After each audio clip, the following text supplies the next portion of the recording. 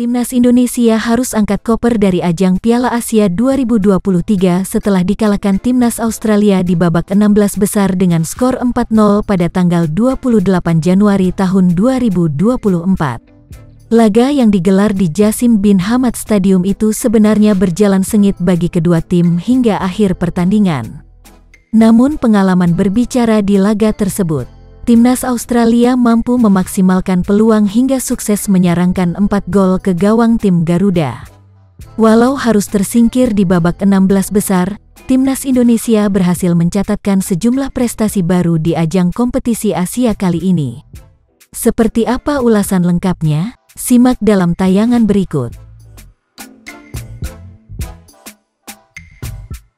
Timnas Indonesia yang menempati peringkat ketiga terbaik harus berhadapan dengan juara grup B, Australia di babak 16 besar Piala Asia 2023. Pasukan Garuda mencoba tampil menekan sejak peluit babak pertama dibunyikan. Sejumlah peluang langsung didapat Timnas Indonesia di menit-menit awal. Namun, Timnas Australia justru mampu memanfaatkan celah pertahanan tim Garuda untuk mencetak gol di menit ke-12. Setelah sepakan gelandang Australia, Jackson Irvine membentur kaki bek Indonesia Elkan Bagot hingga bola masuk ke gawang tim Garuda. Tertinggal 1 gol, membuat Indonesia tampil lebih menekan. Sejumlah peluang emas mampu diciptakan anak asuh Sintayong, namun buruknya penyelesaian akhir membuat peluang hanya terbuang percuma. Timnas Australia justru kembali mencetak gol di menit ke-45 setelah sang penyerang, Martin Boyle berhasil menanduk bola setelah memanfaatkan umpan silang Gethin Jones. Skor 2-0 bertahan hingga turun minum untuk keunggulan Australia. Memasuki babak kedua, perubahan dilakukan oleh Sintayong dengan mengganti sejumlah pemainnya. Kedua tim terus silih berganti melakukan serangan ke pertahanan lawan, namun tak ada gol tercipta hingga waktu mendekati injury time. Konsentrasi pemain Indonesia akhirnya buyar di menit 89.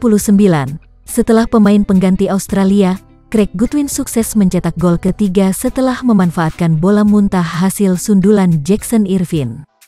Bahkan di masa injury time, Australia kembali mencetak gol keempat setelah bek yang bermain di Leicester City, Harry Souttar berhasil menyundul bola masuk ke gawang pasukan Garuda. Skor 4-0 berakhir untuk kemenangan Australia dan membawa tim Sokeros melaju ke babak perempat final. Sementara perjuangan Timnas Indonesia harus berakhir di laga tersebut.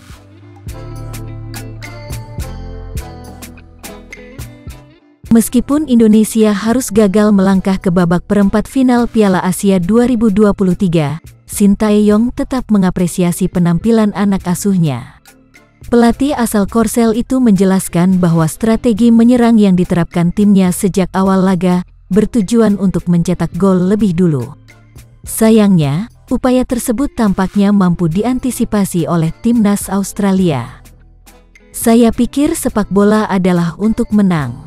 Kami bermain sepak bola untuk menang, jadi saya hanya mempelajari dan memiliki banyak pemikiran tentang bagaimana kami bisa menang melawan Australia daripada hanya menunjukkan performa, daripada memikirkan tentang hasil terakhir. Saya pikir jika kami menekan tinggi, kemungkinan besar kami akan memiliki lebih banyak peluang untuk mencetak gol. Mungkin kami bisa mendapatkan kepemilikan bola lebih mudah. Namun, kami tidak menyelesaikan dengan baik, dan kemudian kami kebobolan gol, sehingga kami kalah. Pelatih berusia 53 tahun itu juga berharap bahwa kualitas Liga Indonesia harus ditingkatkan agar menghasilkan pemain-pemain yang lebih berkualitas untuk memperkuat Timnas Indonesia. Pasalnya, kini Sintayong lebih memilih memberikan kepercayaan kepada pemain naturalisasi dan keturunan untuk mengisi line-up di Piala Asia 2023. Saya terus menyebutkan berkali-kali, Liga Indonesia harus lebih kuat, sehingga tim nasional dapat didukung oleh tingkat performa Liga. Jadi, itulah beberapa perubahan yang sangat diperlukan. Walaupun harus tersingkir di ajang Piala Asia 2023, Sintayong juga mengapresiasi anak asuhnya yang telah memperlihatkan daya juang selama kompetisi berlangsung. Terlepas dari gol pertama yang kami kebobolan, saya ingin berterima kasih kepada para pemain saya. Saya sangat senang dengan kinerja kami. Kini Sintayong dan anak asuhnya langsung berfokus untuk melanjutkan ajang kualifikasi Piala Dunia 2026 zona Asia yang masih menyisakan 4 laga melawan Vietnam, Irak, dan Filipina.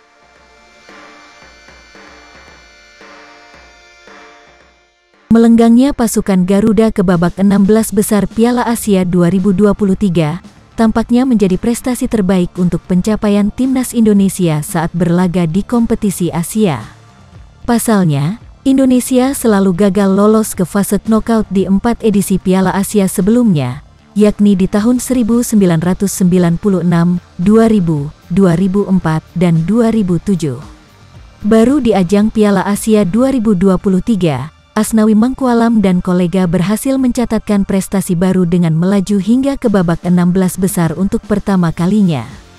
Uniknya, pasukan Garuda mampu lolos dari fase grup dengan skuad termuda di Piala Asia 2023 dengan rata-rata usia 22,5 tahun, di bawah rata-rata usia timnas Jepang, Uzbekistan, Arab Saudi, Irak, dan Australia. Lolosnya anak asuh Sintayong ke babak 16 besar juga berdampak positif dengan naiknya peringkat Indonesia dari ranking 176 ke ranking 142 dunia. Kini Indonesia telah membuktikan bahwa kualitas permainannya telah mengalami peningkatan yang signifikan. Bukan tak mungkin beberapa tahun mendatang, Indonesia bakal menjadi tim yang patut diperhitungkan dan mampu terbang tinggi di ajang kompetisi internasional.